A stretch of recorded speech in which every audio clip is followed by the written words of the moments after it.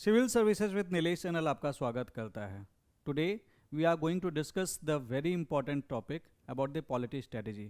अब पॉलिटी के बारे में अगर मैं आपसे बात करूं तो इन जनरल आप में से ज़्यादातर बच्चे ये बात सीधे सीधे बोल देंगे कि सर लक्ष्मीकांत ही तो पढ़नी है, but there are many things which goes beyond that which needs to be thought of before starting the preparation for UPSC prelims.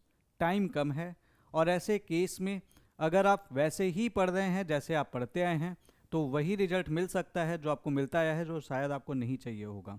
सो इसके लिए इम्पॉर्टेंट है कि हम आइडेंटिफाई करें वो मोस्ट इम्पॉर्टेंट टॉपिक जहाँ से हमें पढ़ना है, थोड़ा सा अपनी मेथडोलॉजी पे भी वर्क करें, थोड़ा सा चैप्टर्स की क्लबिंग को भी समझें, थोड़ा सा ये भी देखें कि प्रैक्टिस के लिए क्या कोचिंग के पेपर्स हमें करने चाहिए या फिर यूपीएससी के पीवाईक्यूज करने चाहिए, या फिर अगर उसके मुझे बियॉन्ड कुछ जाना है तो मुझे कहाँ तक जाना चाहिए और कहाँ पे जाके मुझे स्टॉप कर जाना चाहिए। और एक बात, इस टाइम पे करंट अफेयर्स के ऊपर भी सवाल आने लग रहे हैं पॉलिटी से, तो करंट अफेयर्स में किस चीज़ पे फोकस करें, कहाँ से पढ़ें, वो सारे चीज़ इस टाइम पे दिमाग में आपके हो सकता है।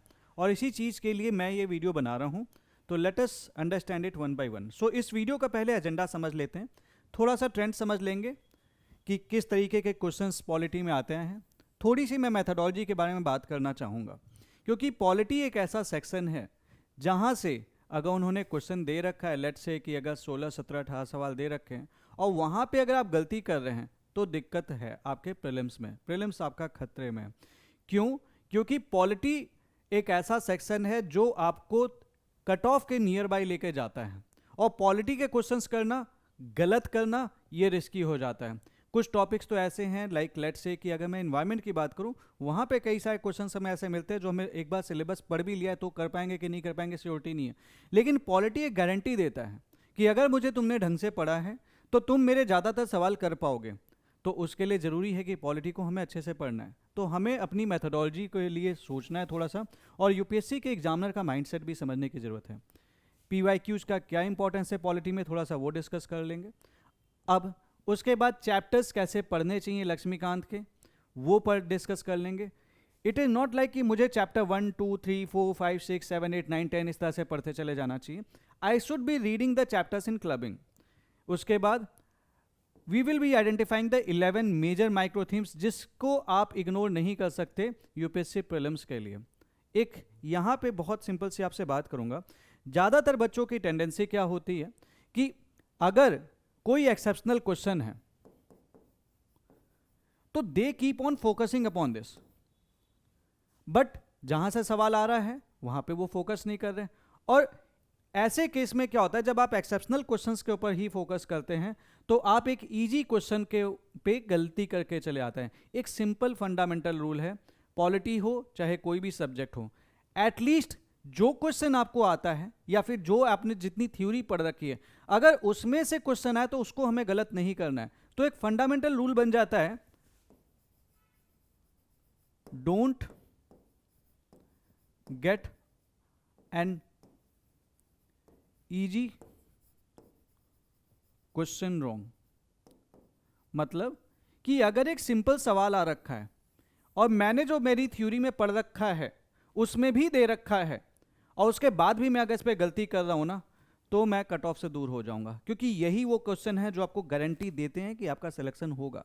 बट ज़्यादातर बच्चे क्या करते हैं, क्योंकि उन्हें बहुत कुछ एक्स्ट्रा पढ़ रखे होते हैं और वो ये इजी सवाल जो रिपीट भी होता आया है, और रिपीट होने के अलावा ये जो सवाल है ये आपकी थ्योरी वाली बुक में भी दिया हुआ था, फिर भी यहाँ पे गलती करके चले आते हैं। So the simple rule is don't get an easy question wrong. मतलब एटलीस्ट अगर आप वो आपके सिलेबस में दिया हुआ है और आपने उसको पढ़ रखा था, क्वेश्चंस में भी आज क्वेश्चंस में भी पूछ रखा है, तो एटलीस्ट यार वो सवाल गलत ना करो। उसके लिए सिंपल सी चीज़ है कि आपको एटलीस्ट उन चीज़ों का रिवीजन जरूर कर लेना है टाइम से जो कि इंपॉर्टेंट हैं, क्योंकि जो अलग ही सवाल आ रखे हैं वो तो सभी के लिए डिफरेंट हैं। उसमें उस बच्चे की भी वही हालत है, इस बच्चे की भी वही हालत है। डिफरेंस कहाँ पे क्रिएट करोगे? डिफरेंस यहाँ पे आप क्रिएट करोगे। यूपीएससी आपको कभी भी पनिश नहीं करता कि आपको कोई चीज़ नहीं आती। यूपीएससी एक्चुअली आपको पनिश इस चीज़ पे करता है कि जो तुमने पढ़ रखी थी तुम उसमें भी गलती करके आ जाते हो, और वो ऐसा होता इसलिए है क्योंकि आप पढ़ते बहुत ज़्यादा हैं, रिवीजन लिमिटेड करते हैं। तो ये गलती आपको नहीं करनी है, ठीक है। तो also we will be looking at the best source, कहाँ से हमें पढ़ना चाहिए, एंड लाइक PYQ डॉक्यूमेंट के बारे में भी मैं आपसे बात करूंगा कि that how can you get the free PYQ document analysis, this is a small gift and from where you can do the current affairs of polity, that is again a free source. तो इसके बारे में भी मैं आपसे discuss करूंगा। But इससे पहले कि मैं आगे बढ़ूं, पहले हम यूपीएससी का सिलेबस देख लेते हैं। यूपीएससी का सिलेबस में सीधा सीधा दे रखा है। पॉलिटी के अगर मैं सिलेबस पे जाऊंगा तो इंडियन पॉलिटी एंड गवर्नेंस, तो ध्यान दीजिएगा, they have not asked only about the polity but they have also asked about the governance वाला चीज। सो गवर्नेंस इश्यूज भी आपका इनडायरेक्टली ही सही प्रीलिम्स का सिलेबस में है।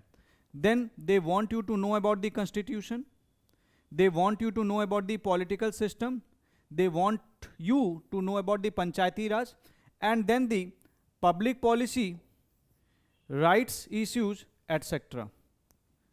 ये तो था जो उनके सिलेबस में दे रखा था। एंड डेफिनेटली कॉन्स्टिट्यूशन से कई सारे क्वेश्चंस आते हैं, पॉलिटिकल सिस्टम से कई सारे क्वेश्चंस आते हैं। तो पहली चीज जो मुझे सिलेबस से समझ में आ रही है कि इनसे रिलेटेड कोई भी फैक्ट्स हैं, अगर वो आते हैं तो मुझे दोनों चीजें पता होनी चाहिए। पहली चीज फैक्ट्स, दूसरी चीज कॉन्सेप्ट्स। फैक्ट्स की बात करूं, किस तरीके के facts, like let's say fundamental rights कौन कौन से हैं, this is a fact. Like let's say DPSP कौन कौन से हैं, फंडामेंटल ड्यूटीज कौन कौन सी हैं, ये सब फैक्ट्स हैं। 11 फंडामेंटल ड्यूटीज हैं। क्या आपको वो उन फंडामेंटल ड्यूटीज के रटे हुए हैं? नहीं रटे हुए हैं तो मैं आपको बता दूं 2025 में ही सवाल आया था। तो ये दिखाता है कि you have to know about this, आपको वो फैक्ट्स भी याद करने हैं। तो जो एक माइंड में चलता है ना कि सिर्फ कॉन्सेप्ट कर लेंगे हो जाएगा काम, पॉलिटी में तो फैक्ट भैया रटना पड़ेगा। और फैक्ट रखने के लिए what should be the best source, इसको भी जानना जरूरी है, क्योंकि कोचिंग के पेपर्स अक्सर आप देखेंगे तो that is not a best source, उससे भी एक बेटर सोर्स है जो अक्सर हम नज़रअंदाज कर देते हैं प्रैक्टिस के लिए, ताकि आपको ये फैक्ट्स रट जाएं, क्योंकि याद नहीं होते ना। मैं अभी अगर आपसे बोलूं, आपने पढ़ रखा है बहुत अच्छे से पॉलिटी, भाई जितने भी पार्ट्स हैं आपके कॉन्स्टिट्यूशन के वो लिख दो, शेड्यूल 1 से 12 लिख दो, आप गलती कर जाओगे। तो ऐसे केस में आपको कौन सा सोर्स से प्रैक्टिस करनी चाहिए, that is also an important question. But फिलहाल थोड़ा सा आगे बढ़ते हैं।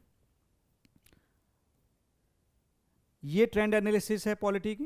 2013 में 18 सवाल आए थे, 2014 में 13 सवाल आए थे, 2015 में 15 सवाल आए थे, 2016 में 6 सवाल आए थे, 2017 में 22 सवाल आए थे, 2018 में 15 सवाल आए थे, 2019 में 15 सवाल आए थे, 2020 में 18 सवाल आए थे, 21 में 18 सवाल आए थे, 22 में 11, 23 में 16, 24 में 19, 25 में 15। अभी फिलहाल में बहुत सारा जगह पे मैंने बहुत सारे डॉक्यूमेंट्स फ्लोट होते हुए देखे, and I found something about those documents. बहुत सारे डॉक्यूमेंट्स में क्या हुआ है कि लोगों ने 4 से 5 साल तक की एनालिसिस की है, दे हैव एनालाइज्ड,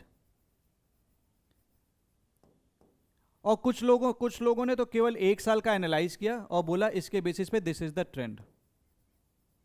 मेरा एक छोटा सा सवाल है, what exactly is a trend? क्या वो जो 1, 2, 3 साल से चलता चला आ रहा है, या वो जो एटलीस्ट 10-15 साल से चलता चला आ रहा है? Trend is something that is measured over the long term, जो एक लंबे समय में मेजर होता है, because that actually gives you the intellectual comfort,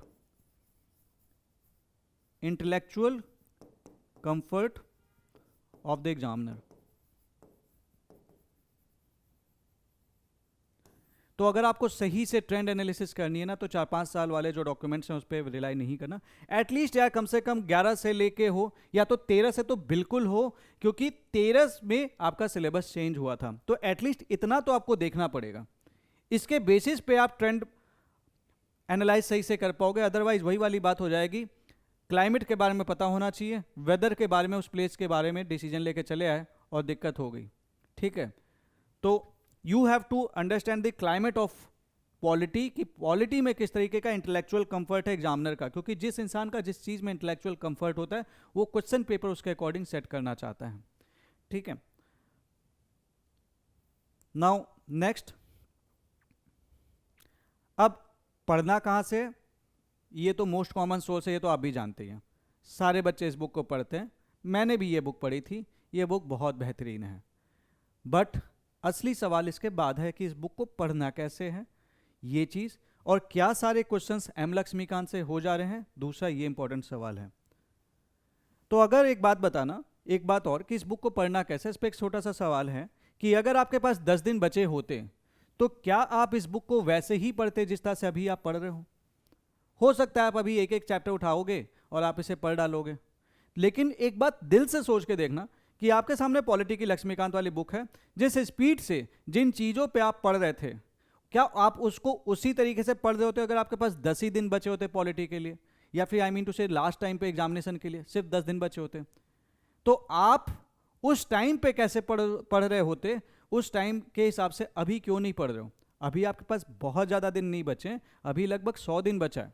अब 100 दिन में अगर आप सोचो कि वो साल भर में जैसे पढ़ रहे होते हो और अभी पढ़ रहे हो, तो उसमें आपके अगर मेथोडोलॉजी में चेंज नहीं आया, then there is a problem. So everything should go by a filter. Filter क्या कि अब मुझे फोकस किस चीज पे करना है, आपका फोकस क्लियर होना चाहिए। पहले इस पे बात कर लेते हैं, आपका फोकस क्लियर होना चाहिए। तो अगर कोई टॉपिक आप पढ़ रहे हो लक्ष्मीकांत से, तो आपको ये बात सोचनी पड़ेगी कि अगर आपके पास 10 दिन होते तो क्या आप उस चैप्टर को पढ़ते। अगर नहीं पढ़ते या फिर उसके सारे फैक्ट्स आप इग्नोर कर देते, तो अभी से वो चीज़ क्यों नहीं कर रहे हो। मोस्ट इंपॉर्टेंट चीज़ पहले कर लो और उसके बाद जो पेरीफेरल वाली चीज़ है उसके बाद करना शुरू करो। Now here the concept of core and periphery comes. ज़्यादातर बच्चे ना इस चीज़ में लगे रहते हैं, लेकिन जहाँ से मेजर सवाल आते हैं ना वहाँ पे वो फोकस नहीं करते। जैसे कि parliament, that is a core topic, parliament बहुत अच्छे से नहीं पढ़ेंगे, लेकिन अगर फॉरेन पॉलिसी है उस पर बहुत टाइम दे दिया, आर्टिकल्स जो कि जजमेंट लेट से सुप्रीम कोर्ट ने दे रखे हैं, तो पूरा दिन रात लेके जजमेंट रट रहे हैं, उसको इतना टाइम दे दिया लेकिन पार्लियामेंट को रिवाइज नहीं किया। क्यों? क्योंकि पार्लियामेंट पहले से पढ़ रखा था। लेकिन मैं आपको बता दूं, जजमेंट पे इतने सवाल नहीं मिलेंगे जितने आपको पार्लियामेंट पे मिलेंगे। आप जजमेंट पढ़ सकते हो, लेकिन कब पढ़ सकते हो? जब आपने पार्लियामेंट वाला चैप्टर ढंग से पढ़ रखा है, उस पर सफिशिएंट प्रैक्टिस कर रखी है, उस पर आपको कमांड अच्छी आ गई, उसके बाद ही तो वो टॉपिक उठाओगे। मैं ये नहीं कह रहा कि आपको पेरीफेरी वाले टॉपिक नहीं पढ़ने हैं, लेकिन एट द सेम टाइम मैं ये जरूर कह रहा हूं कि आपको कोर वाले टॉपिक को ढंग से पढ़ के रिवीजन करके उस पर कॉन्फिडेंस ले लेना है। That is the thing, that is the idea actually, that you should follow this time. ठीक है।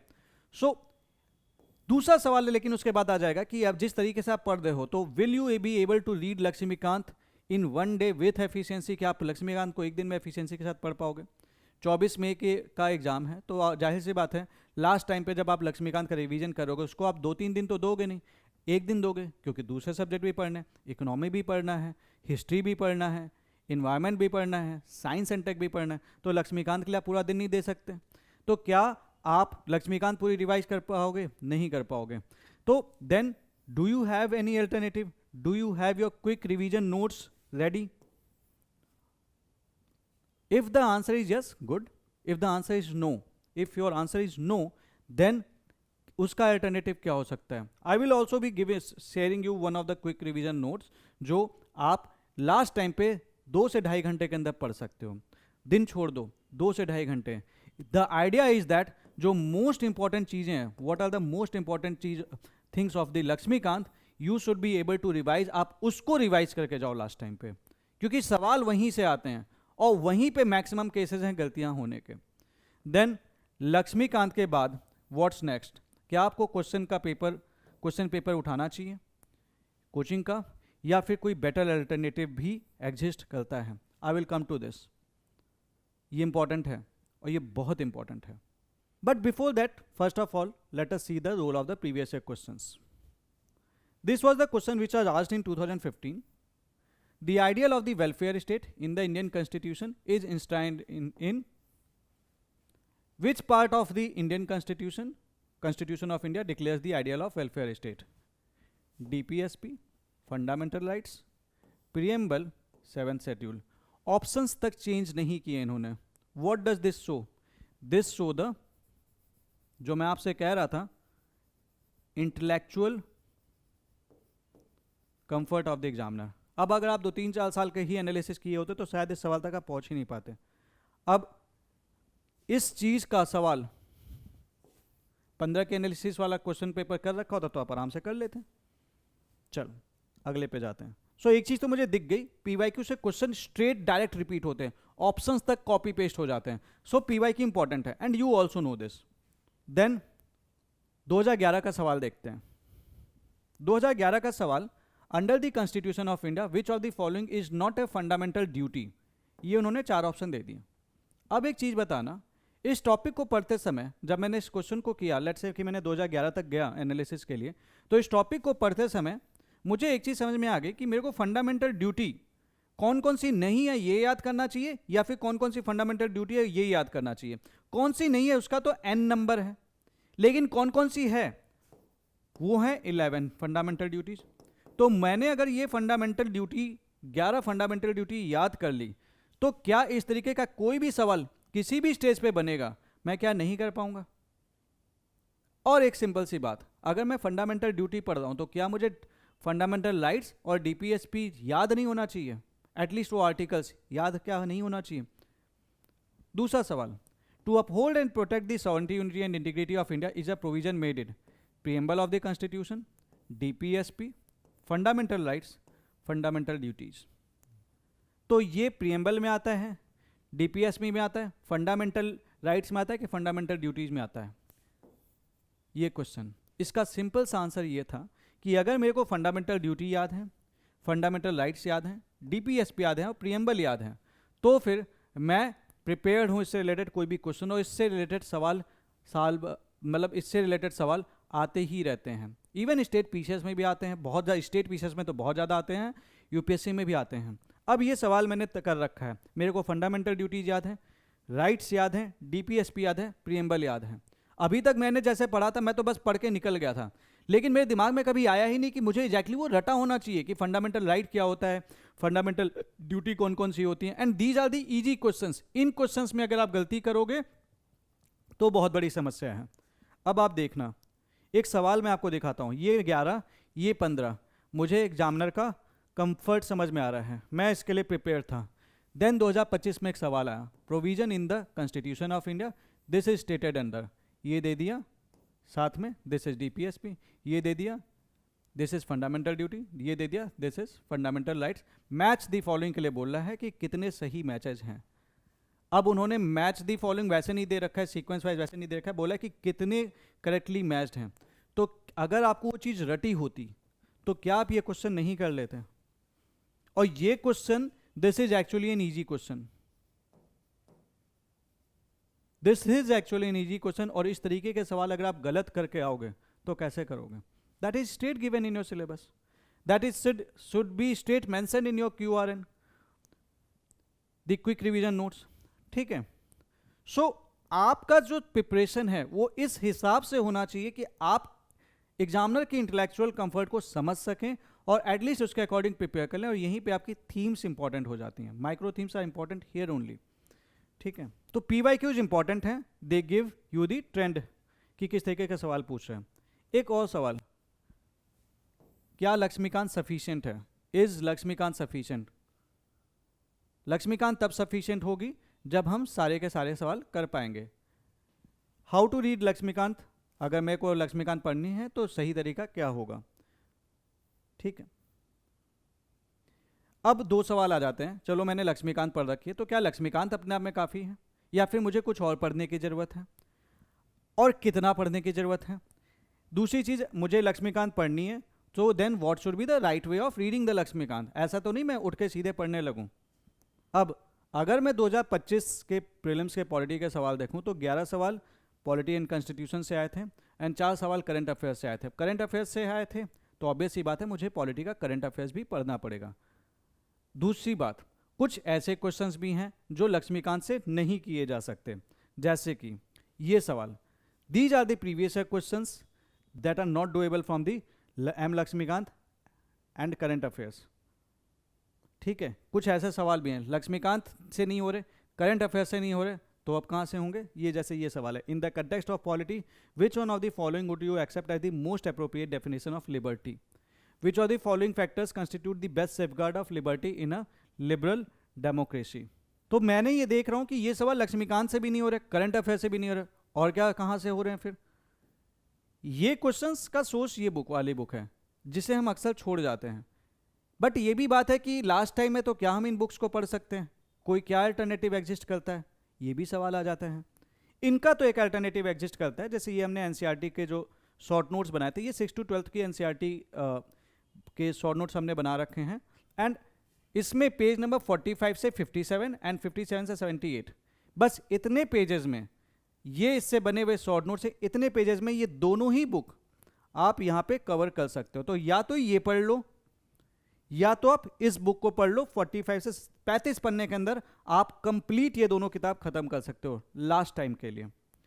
But before that, how to read Laxmikanth, इस पे आ जाते हैं। नाउ लक्ष्मीकांत मुझे कैसे पढ़नी चाहिए, यहाँ पे एक चीज आपसे बात करूंगा। अब देखो यार, कोई भी चीज अगर आप पढ़ रहे हो ना और उसको पढ़ते वक्त अगर आप सोच नहीं रहे हो, then there is a problem. क्या होता है कि लेट्स से कि the topic has come in front of you and आप उसको बस ऐसे ही पढ़ते चले जा रहे हो, तो फिर आप उसको नहीं समझ पाओगे, आप उसको लंबे समय तक याद नहीं रख पाओगे। थोड़ा सा मैं आपको एक एग्जांपल लेके बताता हूँ। Let us talk about the distribution of power. Let's say the federal structure की बात कर लेते हैं हम। ये हमेशा न्यूज में रहता है, federalism. Federalism simply it works for the distribution of power. Federalism की अगर मैं बात करूं तो this is about the relation between the centre and the state. Centre, you have a state. Centre चाहेगा उसके पास पावर मैक्सिमम हो, it want to maximise its power. State चाहेगा इसके पास पावर मैक्सिमम हो, ये भी चाहेगा। तो ऐसे केस में दे विल बी क्लैसेस। क्लैसेस अवॉइड करने के लिए they will be the constitution, जो बोलेगा कि भैया तुम्हारी क्या पावर है एंड तुम्हारी क्या पावर है, मैं डिफाइन कर देता हूं।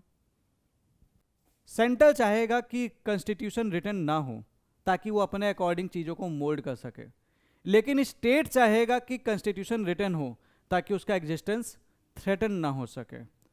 तो that is why we have the written constitution. ये एक वन ऑफ द रीजन है, वन ऑफ द रीजन है। This is not the only reason, there are an number of reasons, but try to understand कि how you are seeing the federalism, that is important. अब centre के लिए अपनी खुद की कोई लिस्ट होगी जहां पे उसके पावर्स डिफाइंड होंगे, स्टेट की अपनी खुद की कोई लिस्ट होगी जहां पे पावर्स डिफाइंड होंगे। लेकिन कभी कोई ऐसा केस आ जाए जो ना कि सेंट्रल लिस्ट में हो ना कि स्टेट लिस्ट में हो, तो there will be some residuary powers also. और कुछ ऐसी चीज होगी जहां पे सेंटर और स्टेट को साथ में ही काम करना है, वो पावर शेयरिंग होगी, तो there will be concurrent list also. तो ये चीज मुझे बता रहा है कि मुझे इन लिस्ट के बारे में भी पता होना चाहिए। Everything is interlinked. अब सेंटर को स्टेट को कंट्रोल में रखना है, तो centre what it does, control में कैसे रखेगा? एक बैठाएगा इसके ऊपर गवर्नर, और इनके डिपार्टमेंट्स को कंट्रोल करने के लिए क्या बैठाएगा? All India service officers. यही तो होता है।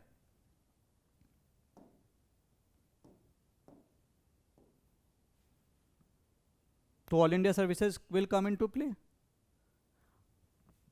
अब ये आईएएस आपके जो होते हैं वो कौन लोग होते हैं? ये वो लोग होते हैं जो सेंटर अपॉइंट करता है। कंट्रोल में, इमीडिएट कंट्रोल में तो स्टेट के ही रहते हैं, बट अपॉइंट कौन करता है? सेंटर करता है। कभी ऐसी स्टेज आए कि स्टेट फंक्शन नहीं कर पा रही है, तो किसका चलता है बोलबाला? सेंटर वालों का ही चलता है। तो they have actually centralise the power. लेकिन ये बात स्टेट वालों को अच्छी नहीं लगेगी। किसके पास मुंह उठा के जाएंगे कि भैया कई बार क्या कहते हैं, ये लोग जो है हमारा बिल लोग देते हैं, जब देखो तब तंग करते रहते हैं। यहाँ पे आ जाएगा जुडिशियरी का role. There is some independent body जो इनसे इनकी चीज़ों को रिजॉल्व करा सके। Think on these, every topic is interlinked. Judiciary आ गया, सेंटर की पावर्स आ गई, स्टेट की पावर आ गई, लिस्ट आ गई, गवर्नर आ गया। गवर्नर का इशू अक्सर आप पढ़ते रहते हैं, मेंस में सवाल पूछता ही पूछता है उससे रिलेटेड, ठीक है। प्रीलिम्स में कितने सवाल आते हैं, पावर्स की बात करते हैं, ये सब कहाँ से आ रहा है? ये सब यहीं से तो आ रहे हैं। जीएसटी क्यों लेके आई? Why we have the GST? Centre wants it. ताकि उसको रेवेन्यू ज़्यादा मिल सके। That is again the power politics. But अगर आप इसको इस तरीके से देखेंगे और आप चीज़ों को समझना शुरू करेंगे तो you will come to know that these topics are interlinked. But पढ़ते वक्त हम इस तरीके से सोचते नहीं हैं। अगर हम जीएसटी पढ़ रहे हैं, start with a basic question, why this thing is there, what if, अगर ये नहीं होता तो क्या था, वॉज देयर समथिंग बेटर, अगर वो बेटर नहीं था तब इसको लेके आए। क्योंकि अक्सर जब हम पढ़ते हैं तो हम बस इतना पढ़ते हैं कि जितना हमारे सामने आ गया है, थोड़ा सा उसके बियॉन्ड जाओगे तो आपको वो आर्टिकल समझ में आने लगेंगे, याद होना शुरू होगा। आप क्या करते हो, आप इसको रटते हो, आप इसको समझते नहीं हो। अगर आप इसे समझ के पढ़ोगे ना तो आपको ये लिस्ट समझ में आएगी। आप ये सारी यूनियन लिस्ट, स्टेट लिस्ट आप रट डालते हो, रटने की जरूरत ही नहीं पड़ेगी, ज़्यादातर चीज़ें आप समझ जाओगे, कुछ चीज़ें ही रटने की जरूरत पड़ेगी। तो ये चीज़ें इंपॉर्टेंट हैं। So this is how you should take it the things. ठीक है, हम इस पर और डिटेल में नहीं जा रहे, this was just to give you a brief idea कि how the topics are interlinked. Then so this is how the polity is interconnected. But उसके बाद अब सबसे पहले let us see the distribution of the questions. ये मैंने क्या किया है, मैंने लक्ष्मीकांत वाली जो बुक है उसके जो इंडेक्स उठाया, उस इंडेक्स में से what I have done, I have taken up the number of questions that has been asked from 2011 to 2025 to understand the intellectual comfort of the examiner। तो मुझे दिखा हिस्टोरिकल बैकग्राउंड से 8 सवाल आ रखे हैं, मेकिंग ऑफ द कॉन्स्टिट्यूशन से 2, concept of the constitution and salient feature से 5, preamble, union territory, citizenship, preamble से 4, यूनियन टेरिटरी से 1 और सिटीजन से 1। कुछ बच्चे बहुत परेशान रहते हैं कि यार यूनियन टेरिटरी पढ़ना है, सिटीजनशिप पढ़ना है, लेकिन क्या उससे सवाल आ रहे हैं? 13 सवाल। क्या उससे सवाल आ रहे हैं? 1 सवाल। कितने साल में? 15 साल में। तो ये कब पढ़ना चाहिए था? ये तब पढ़ना चाहिए था जब आपने इंपॉर्टेंट चीजें पढ़ ली होती। तो what I have done, I have distributed the questions as per the chapters that is given in the Lakshmikant. This is taken from the PYQ document, and that PYQ document I will be ये मैं आपको बताऊंगा आप कहाँ से इसको you can download it। ठीक है, बट पहले समझते हैं फंडामेंटल राइट्स 13 सवाल, DPSP से 13 सवाल। तो क्या ये इंपॉर्टेंट है? एक चैप्टर 13 सवाल आ गए, लगभग हर सवाल, मतलब लगभग हर साल एक आध सवाल आ ही रहा है, तो मुझे क्या वो चैप्टर पढ़ना नहीं चाहिए? फंडामेंटल ड्यूटी 4 पेज का चैप्टर, 6 सवाल आ रखे हैं लेकिन फंडामेंटल ड्यूटी से। So should I read that chapter और should I ignore that chapter? Think on this. Amendment of the constitution 7 सवाल, फेडरल स्ट्रक्चर या parliamentary system, system of the government 16 सवाल। तो इस तरह से हमने डिस्ट्रीब्यूशन कर रखा है। इमरजेंसी प्रोविजंस, प्रेसिडेंट से 10 सवाल, prime minister, central council of minister, cabinet committee 4 सवाल। अब आपसे एक बात बताओ, आपको यहाँ पे दिख रहा है सीधे सीधे parliament, parliamentary committee, parliamentary group, 41 question सीधे। तो अगर मेरे को डिसीजन लेना है, मेरे को कौन सा पढ़ना है, तो क्या मैं यूनियन एंड टेरिटरी पढ़ूंगा, सिटीजनशिप पढ़ूंगा या पार्लियामेंट पहले पढ़ूंगा? मुझे पार्लियामेंट पहले पढ़ना चाहिए, because this is a peripheral topic. यही चीज बताता है, पेरिफेरल टॉपिक है ये, और ये है core topic. This is a core topic. Distribution बताता है ना। हम अपने से सोच रहे हैं भैया सिटीजनशिप पे मुझे बहुत अच्छे से रिसर्च करनी, क्या करोगे रिसर्च करके? पूछता ही नहीं वो। So try to understand it in this form. ठीक है, then if you see the questions, supreme court से 13 सवाल, गवर्नर 5 सवाल, chief minister, state council of ministers 1 question, state legislature 2 question, high court 1 question, supreme court, tribunal, consumer commission, Lok Adalat and other court 6 questions, 10 questions from Panchayati Raj. इसमें भी distribution ये है कि ज़्यादातर सवाल पंचायती राज से ही पूछ रखा है।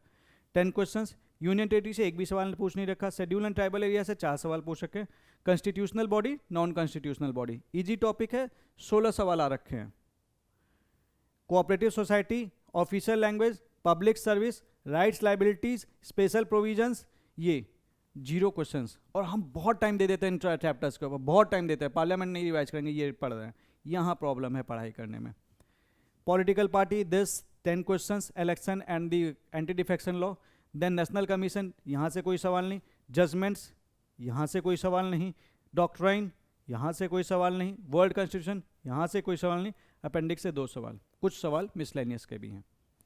So if you understand this question in this way, if you understand the distribution in this way, what you are going to do, you are going to understand the intellectual comfort. So let us see the intellectual comfort of the examiner. This is the intellectual comfort of the examiner, जहाँ से वो सवाल ज़्यादातर बना रहा है। These are the 11 micro themes, और ये 11 micro themes अगर आपने नहीं किया और आप बाकी चीज़ें पॉलिटी में पढ़ रहे हो तो प्रॉब्लम है। Please cover this micro themes. History of the Indian constitution, chapter 1, simple. But इसको जब पढ़ते समय आप पढ़ रहे हो तो आप इसकी हिस्ट्री पढ़ लेना, हिस्टोरिक आपकी स्पेक्ट्रम वाली बुक से भी, वहाँ भी तो रिपीटिशन है. हम क्या होता है वो अलग से वहाँ पे रटेंगे, यहाँ पे अलग से रटेंगे. तो the way in which you are reading that should also be put into the question, कि आप जो पढ़ रहे हो क्या वो पढ़ने का तरीका सही है. पढ़ तो सारे ही बच्चे रहे हैं, कुछ बच्चे सेलेक्ट हो जा रहे हैं, कुछ बच्चे नहीं हो रहे हैं, क्योंकि कुछ बच्चे क्वेश्चन सारे कर ले रहे हैं, कुछ बच्चे सारे क्वेश्चन नहीं कर पा रहे हैं. अप्रोच में दिक्कत, चेंजेस हैं. बुक्स तो सेम है ना, कंटेंट सेम है. आप उस बच्चे के लिए जिसका सिलेक्शन हुआ, जिस बच्चे का नहीं हुआ, उसके लिए कंटेंट अलग नहीं था. ऐसा कुछ भी नहीं था जिसके पास रिसोर्सेज नहीं थे एक के पास और दूसरे के पास रिसोर्सेज थे. और एक बात और, कई बच्चे रिसोर्स क्रंच होने के बावजूद सिलेक्शन ले लेते हैं, और कई बच्चों के पास दे आर सो रिच कि resources are at their disposal, they are not getting selected.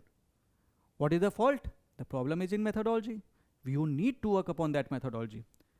Features of the question and the preamble, fundamental rights DPSP and the fundamental duties, system of the government and amendment, president and governor, parliament, supreme court, panchayati raj, constitutional and non-constitutional body, election and anti-defection and the political theory. ये वो 11 micro themes हैं जिससे आपको 80% questions मिल जाएंगे हर साल. मेरा बस आपको एक ना सजेशन है, लास्ट टाइम है, आप इस 80% को तैयार कर लो, फिर 20% के बारे में सोचना. पहले ये तो कर लो. आप ये नहीं कर रहे, आप ये कर रहे हो. That is the problem. So अब सवाल है कि अगर मैं लक्ष्मीकांत पढ़ रहा हूं तो मैं कैसे पढ़ूं. मेरी आपको सलाह ये है कि you should read it in the clubbing. एक ग्रुप बना के पढ़ाई करो कि कौन सा चैप्टर किस चैप्टर के साथ पढ़ना है, कि ये वाला चैप्टर एक सिंगल रीडिंग में खत्म करना है. पहला ग्रुप है आपका historical background and making of the constitution. This is about the history of the constitution. Read it with modern India, जो कि आपकी स्पेक्ट्रम से आप पढ़ते हो, क्योंकि यहां पे और यहां पे ये दोनों इंटरलिंक्ड हैं. वहां पे रिपीटिशन जाके पढ़ोगे, अलग से पढ़ोगे, एक्स्ट्रा टाइम दोगे. जब आप इसको पढ़ते हो तो साथ में पढ़ लो ना, कोई पॉइंट एक दो एक्स्ट्रा होगा, अब वो आप या तो यहां पे लिख लो या तो इसका पॉइंट वहां लिख लो, और फिर बस उस पर स्टिक कर जाओ, उसको रिवीजन करेंगे. सो दिस इज द राइट वे. हम क्या करते हैं, हम हिस्ट्री के लिए हिस्टोरिकल बैकग्राउंड यहाँ पे अलग पढ़ेंगे, फिर यहाँ पे अलग पढ़ेंगे. कॉन्स्टिट्यूशन का हिस्टोरिकल बैकग्राउंड कैसे अलग हो जाएगा, और उस पर सवाल आते हैं.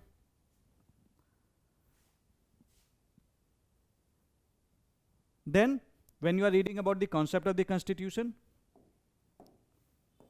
read the salient features, read the basic structures, center state relation, interstate relation, emergency provisions, parliamentary system, federal system and amendment. ये सारे टॉपिक्स आपको एक साथ पढ़ने हैं. ठीक है, तो दिस शुड बी सीक्वेंस, क्योंकि आपका देखो salient features they are talking about the federal structure. समझना इस चीज को, कौन सा हमने कॉन्स्टिट्यूशन समझा, उसका फेडरल स्ट्रक्चर समझा. देन हमें पार्लियामेंट्री सिस्टम के बारे में पता होना चाहिए, फेडरल सिस्टम के बारे में पता होना चाहिए. ऑब्वियस सी बात है, सेंटर चाहेगा अमेंडमेंट अपने according, it should be rigid और ईजी अमेंडमेंट होना चाहिए, ये भी देखना पड़ेगा. तो बेसिक स्ट्रक्चर के बारे में भी हम यहाँ पे बात कर लेंगे. जुडिशरी नहीं चाहेगा कि इनके टसल के बीच में जुडिशरी के साथ कुछ खिलवाड़ हो जाए, तो वो उसको भी कंट्रोल रखेगा. सेंटर स्टेट रिलेशन हम पढ़ लेंगे जब फेडरल स्ट्रक्चर पढ़ रहे हैं.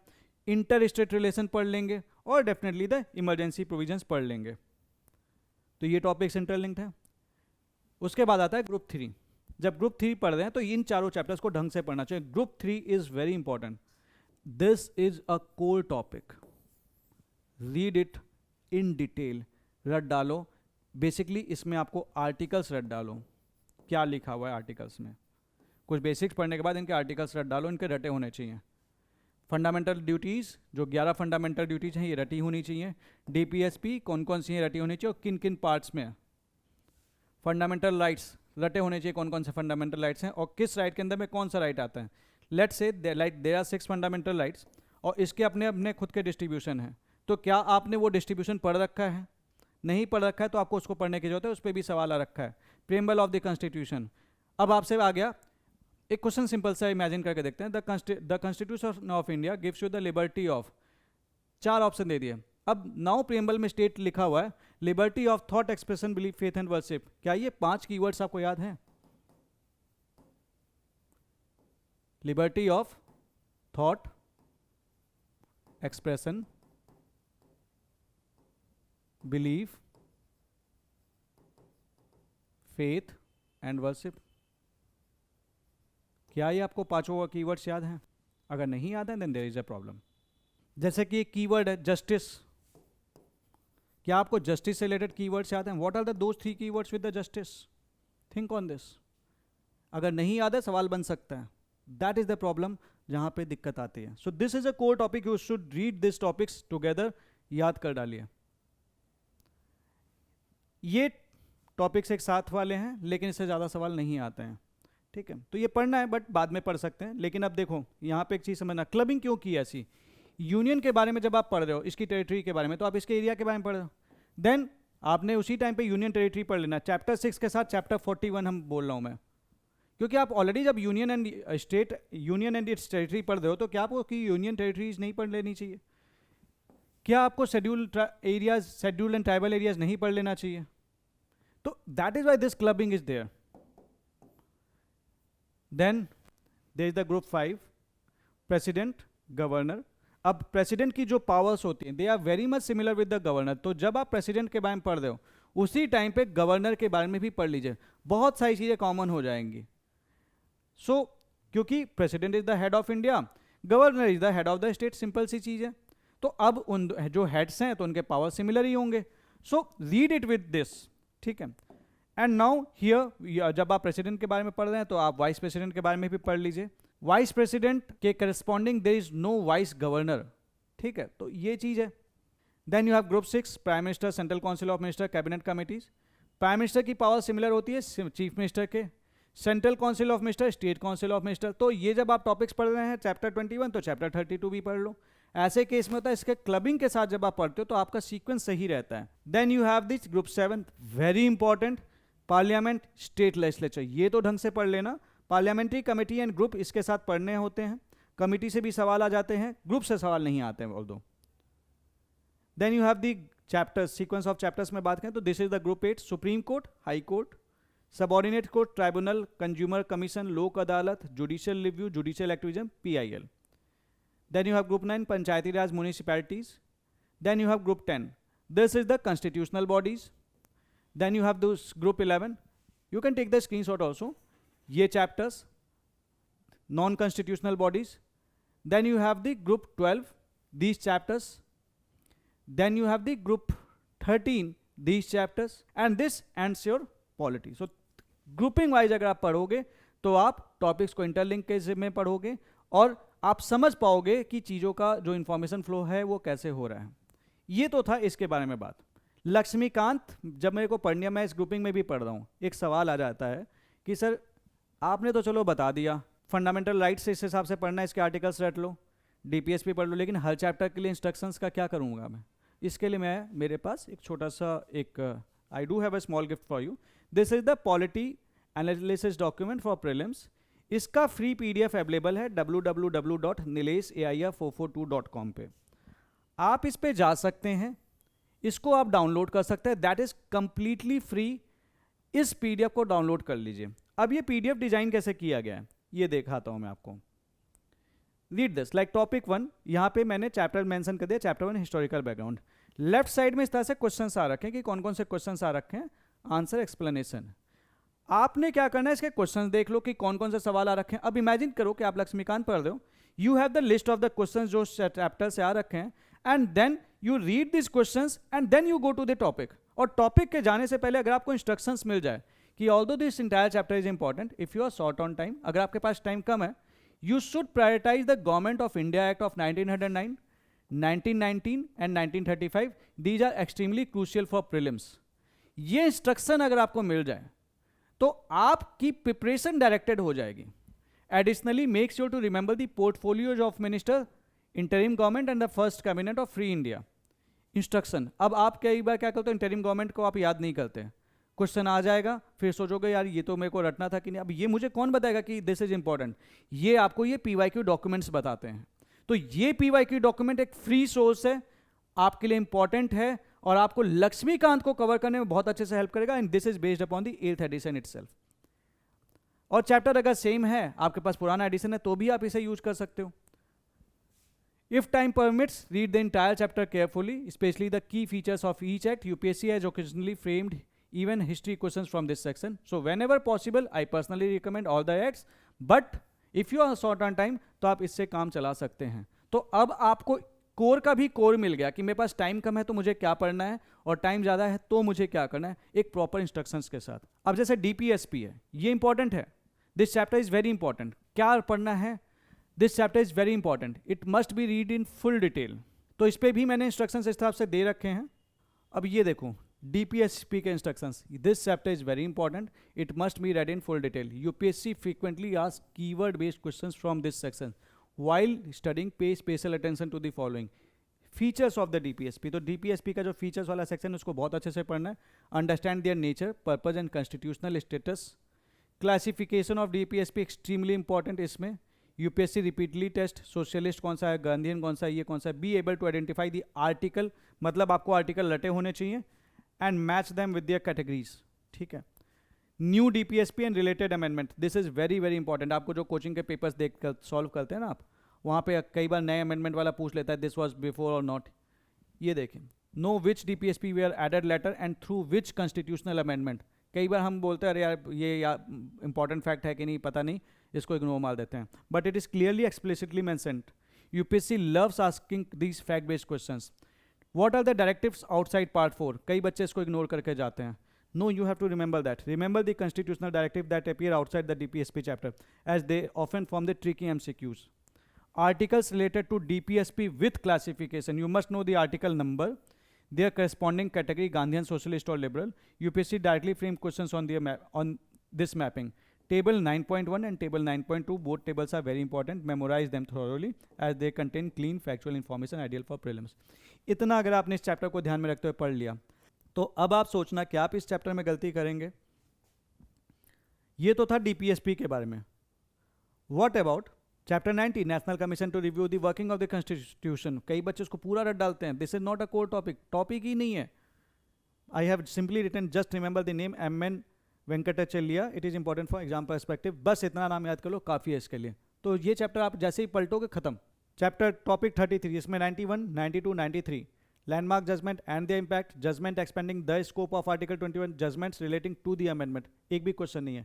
These judgments are primarily useful for value addition for UPSC means for prelims, इनका relevance relevant है। Basic awareness sufficient है। तो आपको अपनी एनर्जी यहाँ पे इतनी इन्वेस्ट नहीं करनी है। Topic 33, important doctrines for Indian for the constitutional interpretation. Read each doctrine to understand the basic idea and application. There is no need to study them in depth. A conceptual overview is sufficient for prelims. तो इसी तरीके से इस PYQ document में, जो कि एक free source भी है, हमने सारी चीज़ आपको बता रखी हैं। दिस इज कंप्लीटली फ्री, इस वेबसाइट पे मिल जाएगा। Go download and then see your the way in which your Laxmikanth, it will change entirely. अब आता है कि अगर मेरे को रिवीजन करना है लास्ट टाइम के लिए, तो what from where should I revise. तो ये हमारे हैंड रिटन नोट्स हैं लास्ट मिनट रिवीजन के लिए, और पूरी लक्ष्मीकांत, पूरी पॉलिटी केवल 24 पेजेस में कवर्ड है। 24 pages, can you really believe? 24 पन्ने के अंदर आप ये 24 पन्ने जरूर पढ़ लो। Everything that is important from UPSC prelims point of view is mentioned in this 24 chapters. 24 पन्ने केवल, and the job is done revision के लिए। लास्ट टाइम रिवीजन के लिए आप इन शॉर्ट नोट्स पर रिलाई कर सकते हो। अब सवाल आता है कि आपको ये मिलेगा कहाँ? ये आपको मिलेगा हमारा टेलीग्राम जो चैनल है, सिविल सर्विसेज विथ नीलेश। इस पे ऑलरेडी ये शेयर्ड है। These are the hand written notes, ये आपको काफ़ी ज़्यादा हेल्प करेगा। तो read revise from these short notes. ये बने तो ऐसे 1.5 साल पहले ही थे, बट ये दीज रिमेन रिलेवेंट और ये बहुत ज़्यादा आपको हेल्प करेंगे। तीसरी चीज़ जो मैंने आपसे political theory and Indian constitution and work वाली बात की थी, तो या तो आप अब वो आपने पढ़ लिया, वो प्राइमरी टॉपिक है, उसको इग्नोर नहीं करना है, वो पढ़ लिया। उसके बाद टाइम मिल गया तो इन बुक्स को पढ़ लेना।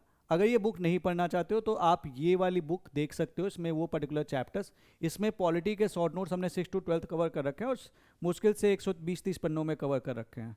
जितना मेजर इंपॉर्टेंट, जितना टॉपिक यूपीएससी के लिए इंपॉर्टेंट है, बस उतना ही डला हुआ है। एनसीईआरटी में आपको पता है कि बहुत डिटेल में चीज़ें लिखी हुई हैं, उतनी रिक्वायरमेंट नहीं है। तो ये आपकी पॉलिटी वाली एनसीईआरटी के शॉर्ट नोट्स हैं। जो ये बुक है ये आपको इस वेबसाइट पे मिल जाएगी www.nilesh.442.com पे। That is not a free source, तो आप इसे भी देख सकते हो, एंड आप अगर ये बुक देखना चाहो तो आप देख सकते हो। पॉलिटी के करंट अफेयर्स के लिए the free source is this. Vision IAS का subject wise yearly current affairs का शॉर्ट नोट्स हमने बना रखा है जनवरी से दिसंबर तक का। इसमें पेज नंबर 1 to 33 आपका पॉलिटी का कंप्लीट कवरेज करता है। करंट अफेयर्स 33 पन्ने पढ़ोगे आप, करंट अफेयर्स पॉलिटी का रेडी, जो भी लेटेस्ट अपडेट्स हुए हैं।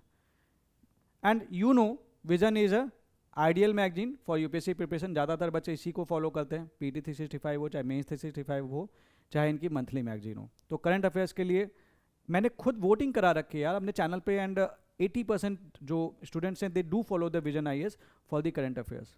So the thing is that कि आपको ये भी एक फ्री सोर्स है, और ये आपको हमारे channel civil services with Nilesh जो टेलीग्राम चैनल है वहाँ पे मिल जाएगा। तो you don't need to worry about this. बस ये 33 पन्ने आपका करंट अफेयर्स तैयार। तो आप समझ रहे हैं, आप बहुत ही इफेक्टिव जा रहे होंगे, आप बहुत तरीके से जा रहे होंगे और सही डायरेक्शन में जा रहे होंगे। प्रैक्टिस के लिए आई वुड रिकमेंड घटना चक्र की एक बुक आती है, घटना चक्र पब्लिकेशन, आप सर्च कर लीजिएगा, इंडियन पॉलिटी एंड गवर्नेंस। ये बुक आपको कोई नहीं बताएगा। ये बुक घटना चक्र की है, एंड ये बुक जनरली स्टेट पीसीएस वाले बच्चे जो यूपी पीसीएस होगा की तैयारी कर रहे होते हैं वो लोग इसे यूज करते हैं। अब इस बुक में दे have actually cover the questions from 1992 2000 latest papers, and वो सिर्फ यूपी का नहीं, वो बिहार के, झारखंड के, छत्तीसगढ़ के, राजस्थान के, एमपी के सभी के प्रीवियस क्वेश्चंस को ये कवर करके कंपाइलेशन है जो क्वेश्चंस की प्रैक्टिस के लिए है, और इन्होंने इसको बहुत ही लॉजिकली अरेंज कर रखा है। तो लेट्स से अगर आपने हिस्टोरिकल बैकग्राउंड वाला चैप्टर पढ़ लिया, आपको जाना है इस बुक में बस प्रैक्टिस करने के लिए डाल देना है, मतलब you simply practice from this. आप पाएंगे कि बहुत सारे क्वेश्चन जो 2025 में पूछे गए, 24 में पूछे गए, 23 में पूछे गए, ये पहले ही स्टेट पीसीएस में पूछे जा चुके हैं।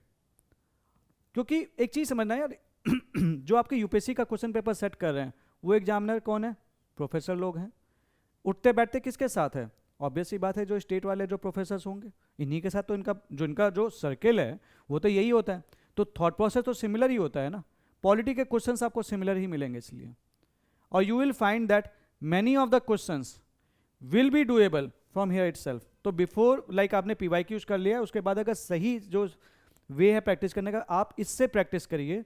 आपके जो रिसोर्स को याद करने वाली चीज़ है ना, कि मेरे को याद नहीं हो रहा आर्टिकल, आपको इसमें प्रैक्टिस के थ्रू याद हो जाएगा। They have regularly asked this कि भैया ये कौन सा फंडामेंटल ड्यूटी है। ये तो अभी आपने 2025 का जो सवाल देखा, वो इतनी बार आपसे डीपीएसपी के लिए पूछ लेंगे कि भैया कौन सा डीपीएसपी है कौन सा नहीं है, कि आपको वो वैसे ही याद हो जाएगा। तो प्रैक्टिस के लिए this is the best book, you can rely on this book. So this is what you should do for polity. Laxmikanth के मेजर चैप्टर्स QRN आपके पास हैं।